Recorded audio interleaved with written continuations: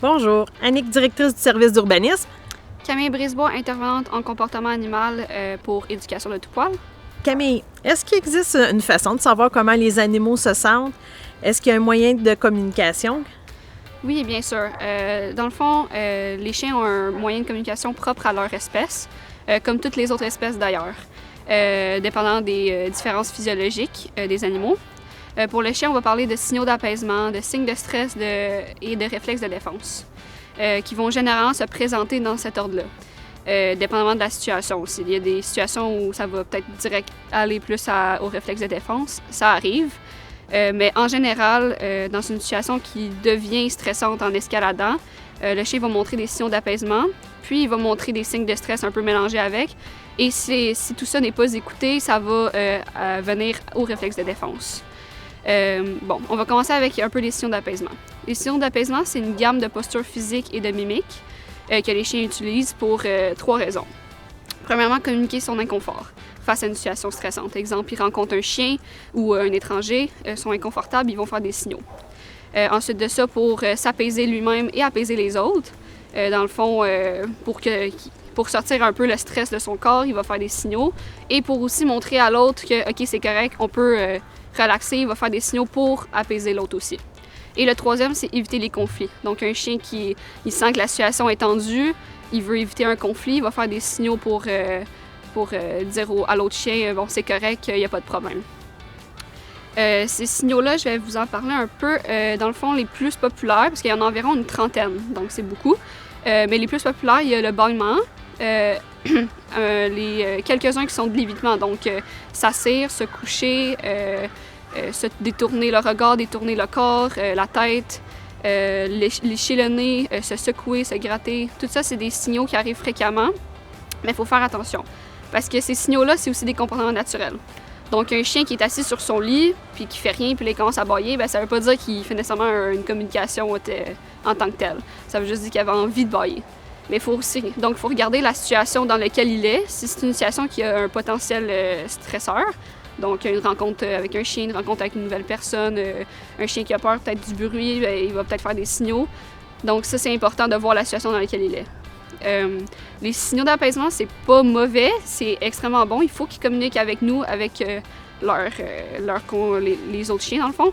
Mais il faut les écouter. Donc, si vous le collez, là, votre chien, il bâille, il se lèche le nez, puis il essaie de se tourner, bien là, il vous communique qu'il est pas bien, qu'il est inconfortable. Donc, il faut écouter ces signes-là, puis il faut arrêter de le coller. Puis sinon, ça veut pas dire que ça fait 5 ans que vous le collez, il fait ces signaux-là, mais vous les avez pas vus, qu'il va jamais mordre, parce que peut-être qu'un jour, il va être tanné, puis il va le faire. Donc, il faut bien apprendre à les regarder. Pour les rencontres de chiens, les signaux d'apaisement, c'est extrêmement bon. Il faut qu'il y en ait, des signaux d'apaisement.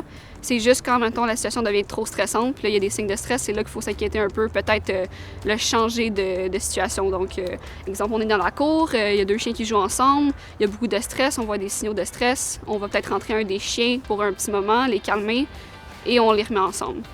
Aussi, peut-être changer l'émotion, donc peut-être essayer de lui donner des petites gâteries, essayer de l'entraîner, comme ça va changer son émotion. Il va être moins focusé sur l'autre chien et la tension qu'il a, et plus sur quelque chose de positif.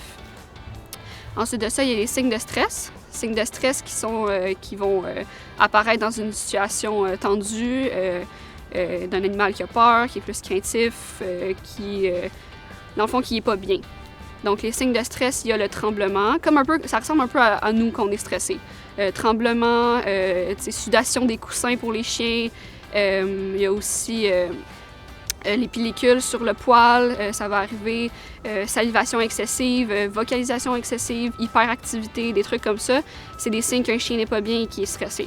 Donc, il faut faire attention avec ça parce que si on les écoute pas, bien après ça, la prochaine étape, ça va être les réflexes de défense.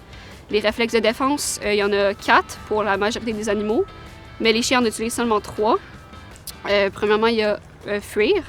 Donc, non, excusez-moi. Premièrement, il y a figer. Figer devant une menace imminente. Donc, il va figer pendant un instant.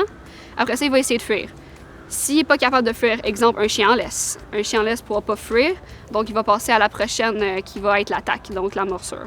C'est sûr qu'entre la fuite et l'attaque, il va avoir quelques petits signaux comme, mettons, le grognement, le claquage de dents, montrer les canines, des trucs comme ça pour avertir qu'il va mordre. Il va mordre après ça. Donc ça, c'est sûr que ça, c'est la dernière étape pour faire attention. Dans certains cas, s'il y a un danger vraiment important, le chien va tout de suite faire des réflexes de défense.